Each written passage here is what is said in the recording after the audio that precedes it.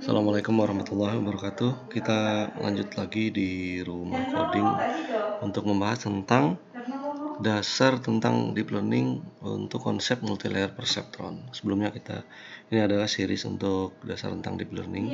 Kita lanjut jadi gini. Multilayer perceptron yang sudah kita pahami di video sebelumnya itu adalah seperti ini konsepnya. Nah, ini ada layer input, layer out, hidden sampai layer output. Nah,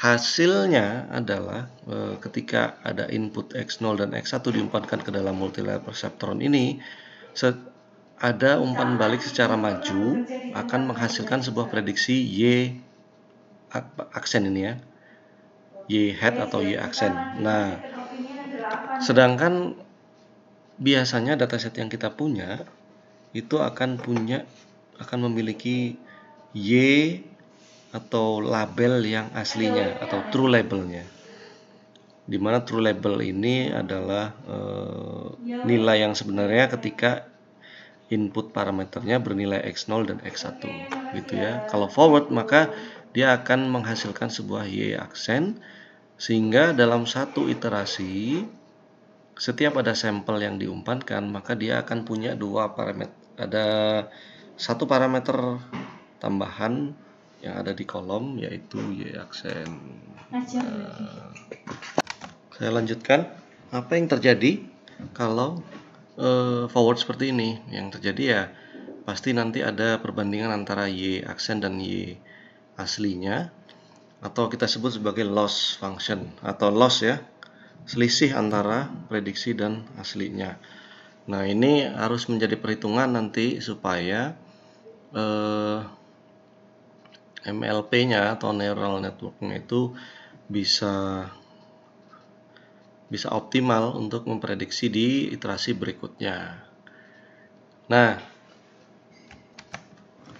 untuk dengan mempertimbangkan antara true label dan predicted labelnya, maka di MLP ada konsep namanya backward. Backward ini berarti alurnya yang tadinya maju sekarang mundur. Mundur ini maksudnya apa? Mengupdate semua nilai parameter yang ada di dalam tiap neuron di dalam layer-layernya di belakangnya ini. Dalam satu neuron ini kan ada W yang harus diupdate setiap waktunya, sesuai dengan apa yang sudah dihasilkan ketika forward tadi. Nah, untuk pertama yang harus dipertimbangkan adalah tadi ya saya sebutkan ketika forward kita akan menghasilkan suatu loss function. Ada tiga jenis sebenarnya loss function, tapi di sini saya hanya menjelaskan loss function yang paling sering digunakan. L2 loss function antara Y dan Y aksen itu adalah selisih kuadrat antara predicted label dan true labelnya, dijumlah semuanya loss functionnya, total errornya berapa untuk semua sampel yang diinputkan. Kemudian kalau L1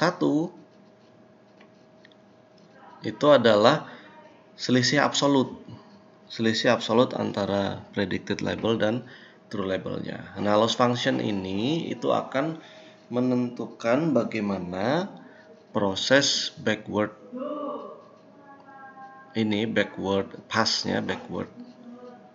executionnya pada MLP ini. Coba perhatikan grafik ini ya,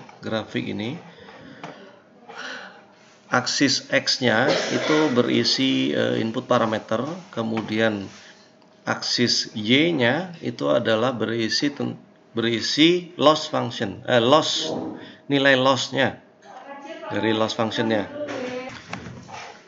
Nah, tujuan dari backpropagasi di MLP itu adalah meminimumkan agar loss-nya itu serendah mungkin.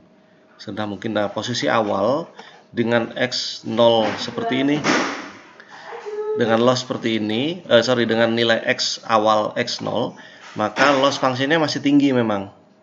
Nilai loss-nya atau error-nya itu selisih antara true label dan prediksinya itu masih tinggi. Nah, yang diharapkan dari MLP dengan backpropagasi adalah setiap iterasi maka lossnya itu semakin turun sampai pada posisi ini atau target minimumnya di sini. Nah, caranya bagaimana untuk mengetahui loss berikutnya? Loss berikutnya itu ada di mana? Itu kita bisa menghitung turunan dari fx0-nya ini. Fx0 ini loss pada saat T sama dengan 0. Turunannya itu adalah hasilnya berada di sini nanti. Nah, posisi awalnya di sini. Dengan menghitung turunan atau derivasi dari fx0, maka kita bisa mengetahui loss function pada x sama dengan x pada T1 di sini ya. Nah, ini kita bisa menghitung. Nah, ini f ketika x sama dengan x1. Nah, gitu. Dengan hanya menghitung turunannya aja kita udah bisa mengetahui loss pada iterasi berikutnya. Proses yang seperti ini itu kita sebut sebagai gradient descent. Nah, gradien-gradien inilah yang nanti akan kita cari. Gradien yang pertama adalah si fx1-nya, turunan dari loss pada T sama dengan 0, kemudian iterasi 0, kemudian nanti juga kita bisa menghitung nilai W, kemudian nilai bias pada iterasi berikutnya pula. Cara mencarinya juga menggunakan turunan-turunannya. Nah, gradient descent ini yang sangat berperan pada backpropagasi. Nah, coba perhatikan grafik berikutnya ini ya. Sama, kita menggunakan aksis yang sama. X0 itu adalah pada iterasi yang pertama, X1 adalah iterasi yang kedua, atau iterasi pada iterasi ke-0, X1 adalah iterasi ke-1. Jadi ibaratnya di sini nilai yang pertama ini loss yang pertama dengan menghitung turunan dari fx0 itu ibaratnya adalah f aksen x0 itu menunjukkan kemiringan atau fungsi kemiringan dari garis yang ungu ini. Nah, dengan begitu kita dapat menghitung ininya si posisi loss pada step berikutnya. Karena di dalam MLP ini kan iterasinya itu bertahap terus ya. Jadi kita dapat menghitung iterasi berikutnya ini lossnya kira-kira berapa. Nah, dengan diketahuinya turunan dari f aksen x0 ini, maka kita dapat menghitung pula x1-nya. X1 itu adalah nilai parameter yang kita cari pada step berikutnya nanti. Ini rumusnya seperti ini. Jadi kalau xn itu adalah nilai input pada saat ini, maka xn per 1 adalah nilai input pada step berikutnya.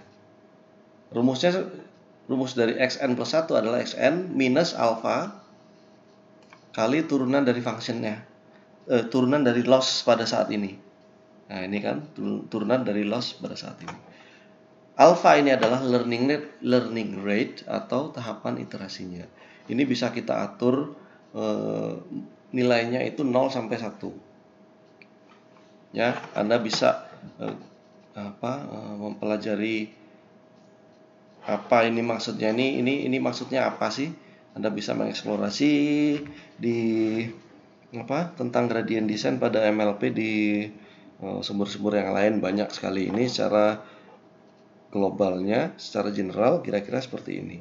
Jadi ini yang menentukan, alpha inilah yang menentukan step-step pada MLP-nya. Jadi satu step, jadi bergeseran antara posisi ini ke posisi yang ini itu diatur oleh alfanya. Cuman gini, karena alpha ini sebagai learning rate yang menentukan perubahan nilai pada parameter NN-nya, gambar di samping ini menunjukkan kalau learning rate yang kita set itu terlalu besar, ya, sehingga lompat-lompat gitu. Kalau terlalu besar jadinya lompat dan lama, konvergensinya jadi sulit. Jadi ketika iterasi yang pertama bisa jadi di sini. Step pertama bisa jadi sini karena learning rate-nya gede, maka dia akan lompat ke sini. Ini pada iterasi yang berikutnya. Kemudian ketika iterasi beralih, bisa jadi dia nggak turun-turun, malah naik ke atas ini. Iterasi yang berikutnya malah forever loop akhirnya. Si MLP-nya forever loop dan nggak pernah convergence. Convergence itu nggak mencapai nilai minimum. Ini convergence harusnya ada di sana. Sedangkan untuk alpha yang kecil menyebabkan komputasinya jadi lama. Ini konsekuensinya begitu, dengan alpha yang sangat kecil sekali mendekati 0. Jadi step-stepnya itu kecil-kecil dari sini ke sana, kecil-kecil sekali, kecil, tapi lama sekali untuk mencapai minimum tapi stabil. Tidak seperti yang tadi itu ya. Oleh karena itu menentukan nilai alpha ini sangat krusial. Ini yang harus dicari memang. Apakah mau yang gede atau yang kecil. Kalau gede itu memang cepet, cuman konsekuensinya bisa berakhir pada forever loop nanti. Tapi kalau kecil itu lama, tapi ada keuntungan bahwa bisa mencapai konvergensi yang kita inginkan, sesuai dengan harapan kita ya, konvergensinya ada di mana. Nah, itu gambarannya tentang learning rate. Cuman ada masalah juga di MLP ini. Dari grafik ini bisa kita lihat bahwa ternyata kalau idealnya grafik loss pada MLP itu seperti ini, faktanya nggak seperti itu. Faktanya itu selalu ada lekukan yang seperti ini. Padahal pada posisi ini itu masih belum konvergen sebenarnya. Dia masih ada lagi posisi konvergensi di mana lossnya itu lebih minimum lagi. Nah, yang pada posisi yang di sini ini kita sebut sebagai local minima atau local minimum atau local optima. Kemudian sedangkan target yang kita cari itu kita sebut sebagai global optimum atau global minima atau global optima. Itu yang kita cari. Nah, yang dikhawatirkan itu adalah si MLP berhenti di sini, berhenti di local minimum. Ini terjadi jika si input parameternya cuma satu, sedangkan biasanya